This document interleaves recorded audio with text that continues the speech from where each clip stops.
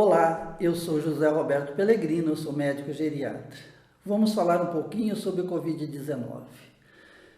Isola-se tudo, ou fecha-se tudo, ou faz isolamento vertical.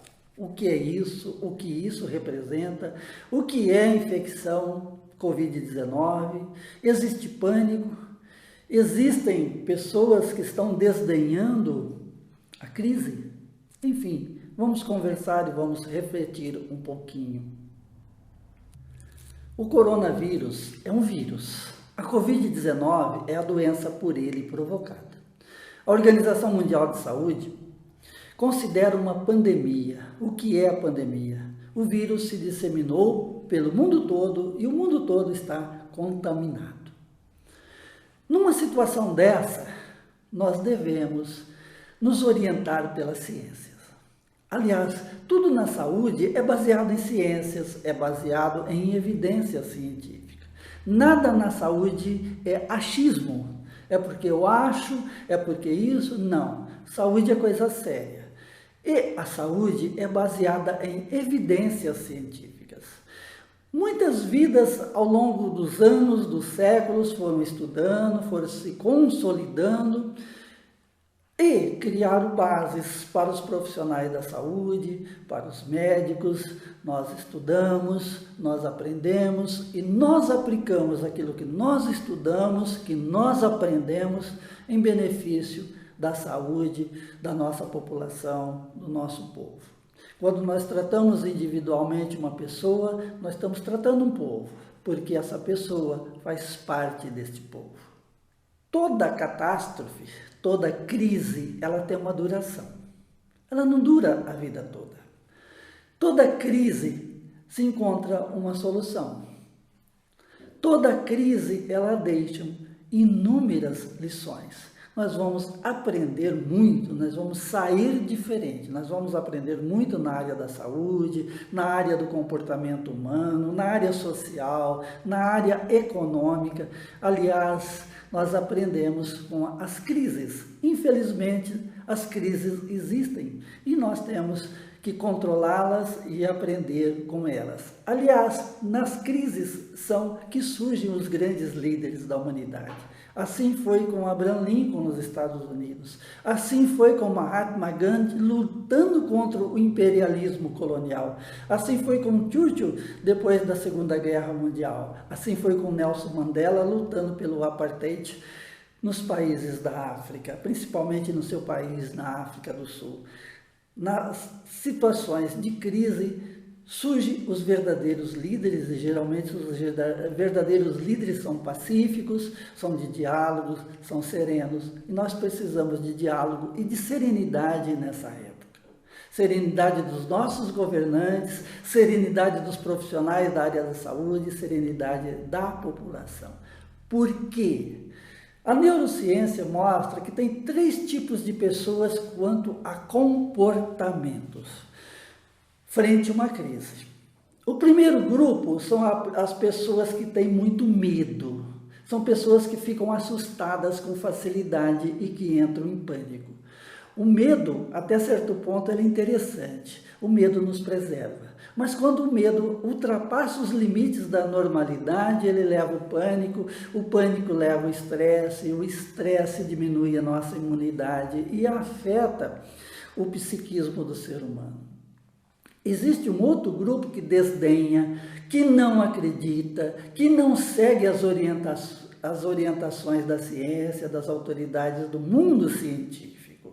Essas pessoas também não contribuem em nada, porque nós temos que nos basear na ciência, nós temos que basear no conhecimento da época.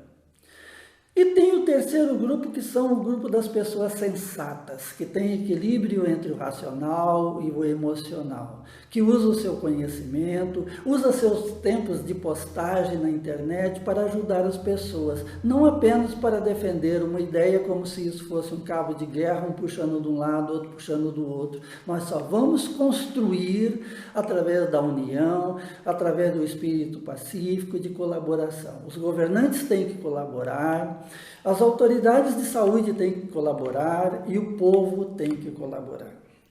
Refletindo um pouquinho sobre o coronavírus e a Covid-19. Surgiu na China. Quando surgiu na China, quando a China entrou em contato com essa realidade, provavelmente esse vírus já estava circulando há alguns meses. Da China, ele se espalhou pelo mundo, iniciando pelos países da Europa, principalmente. Para vocês terem uma ideia, aqui no Brasil, mais de 50% dos casos importados foram de pessoas que estiveram na Itália. E da China, da Itália, da Europa, dos Estados Unidos, esse vírus entrou no Brasil. Algumas dezenas de pessoas que vieram de viagem trouxeram esse vírus para o Brasil, contaminaram outras pessoas e chegou uma hora que o Ministério da Saúde considerou que nós estávamos tendo uma infecção comunitária. Isso é, as pessoas estavam se infectando com outras pessoas sem saber de quem pegou. E pessoas que não viajaram, as pessoas que viajaram passaram para outras e essas outras passaram para as outras. Não tem como deter esse vírus, não tem como a gente deter esse vírus. Só tem duas maneiras de nós controlarmos este vírus. Através da vacina, da imunização através de vacina, e isso está longe. Para se criar uma vacina leva no mínimo 1 ano, não tem como, e às vezes mais de ano. Então, nós não temos como imunizar a população agora, e a imunização natural, quanto mais de 50% das pessoas contraírem o vírus, desenvolver a doença, eles vão adquirir a imunidade natural. Adquirir o vírus, contrair a doença, não quer dizer ter sintomas. Como eu disse, nós temos que ser racionais, nós temos que ter bom senso. Eu vou usar aqui os números fornecidos pela Organização Mundial de Saúde até essa semana. Pode ser que esse número amanhã muda, que a realidade seja outra. De cada 100 pessoas infectadas, 67 não vão ter sintomas ou vão ter sintomas mínimos, como uma garganta raspando, um espirro, tosse, sem febre, sem outros sintomas, ou mesmo sem sintoma nenhum, 67% dos infectados. 27% vão ter sintomas gripais, sintomas como se fosse uma gripe comum, aquela que a gente trata em casa com analgésico comum, repouso e água. 4% vão ter um quadro grave.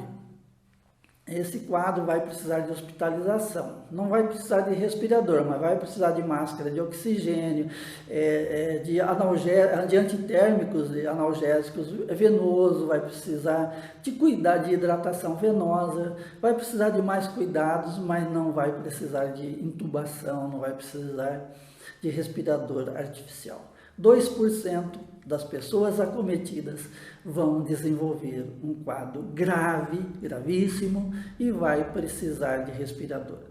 E essa infecção, ela tem uma característica: quanto antes colocar a pessoa no respirador, quando ele começa a desenvolver uma insuficiência respiratória, não deve postergar o uso da respiração artificial.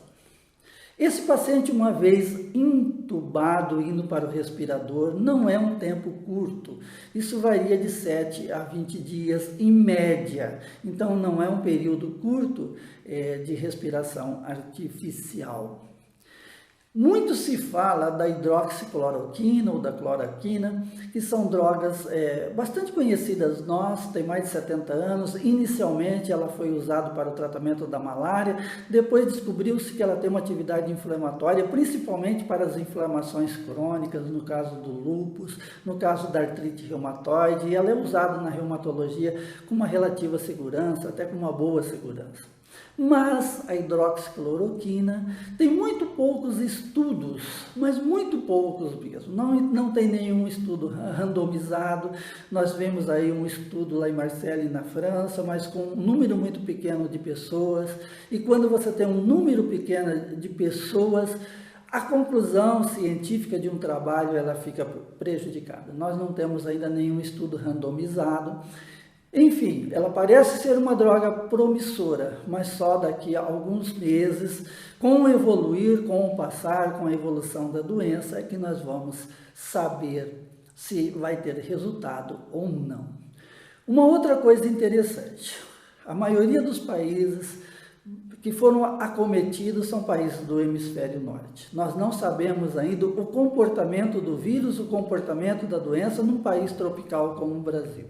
Que nós temos contaminação comunitária, que o vírus está se disseminando, está. Agora, a velocidade dessa disseminação, como que nós vamos controlar os quadros graves, como que serão os números do Brasil, nós não sabemos. Por quê? O que nós temos conhecimento é principalmente do que aconteceu no hemisfério norte. Experiências bem-sucedidas e mal-sucedidas. Como tudo na vida, quando é mal-sucedido, nós ficamos procurando o que falhou, qual foi o ponto falho, o que deveria ser feito. Isso está acontecendo na Itália, está acontecendo nos Estados Unidos e no Reino Unido. O Reino Unido acreditava que, se deixar a população imunizar naturalmente, ia ser melhor, cuidava das pessoas acometidas, mas aí as pessoas acometidas e graves passou a ser um número tão grande que o sistema de saúde começou a entrar em colapso. Isso lá na Inglaterra. Imagina em outros países. Aí eles adotaram medidas radicais. Medidas radicais, como uma quarentena, como um isolamento horizontal, onde se para tudo, preservando apenas atividades extremamente essenciais, eu comparo com um tratamento cirúrgico radical.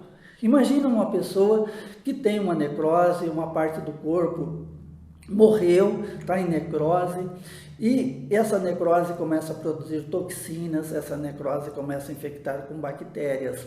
E se ao amputar aquela parte, o indivíduo vai morrer. É algo bastante radical. Muitas vezes se faz a quarentena, como está se fazendo, voltou a se fazer na Itália, está se fazendo na Inglaterra, principalmente, em Londres, quando o sistema entra em colapso.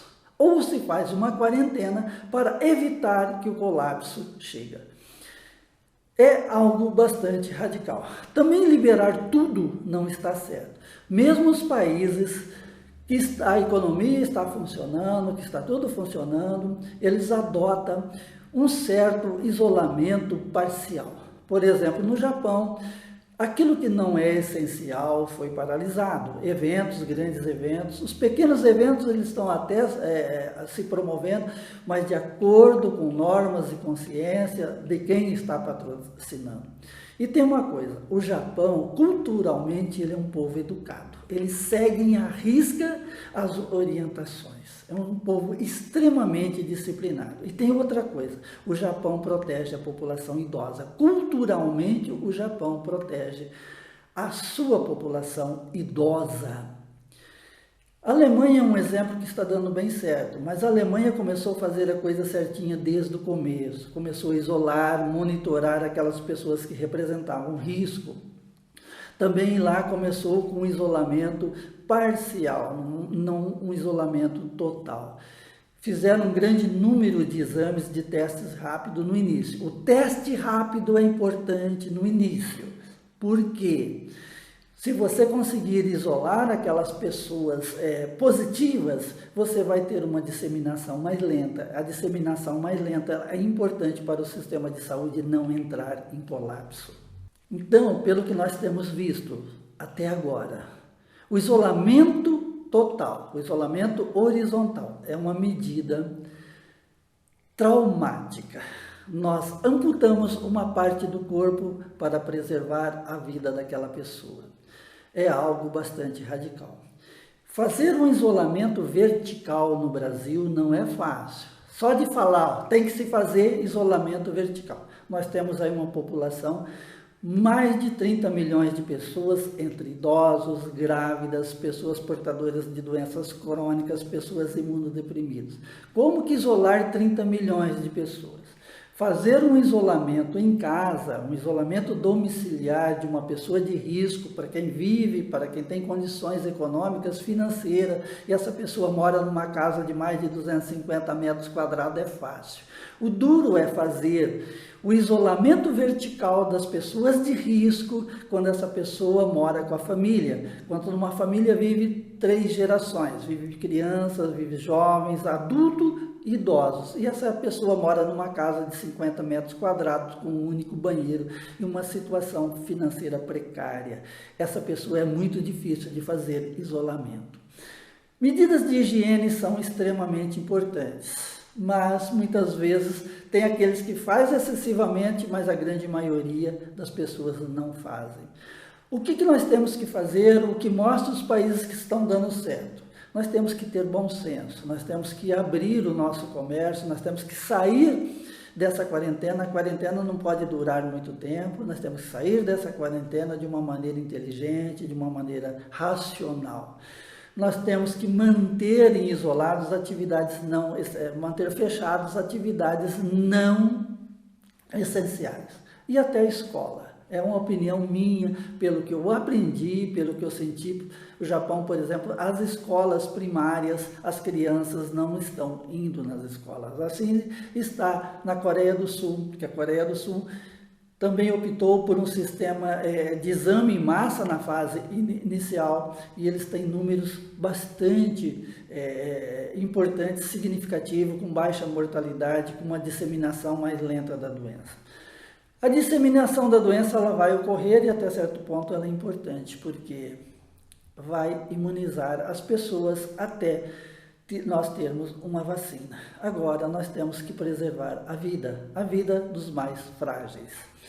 E para proteger a vida dos mais frágeis, nós temos que promover um distanciamento social, um isolamento parcial. Nós temos que suspender atividades que não são essenciais, atividades que não são essenciais para a economia. Nós temos que suspender, não podemos ter aglomerações, nós temos que ter um distanciamento social.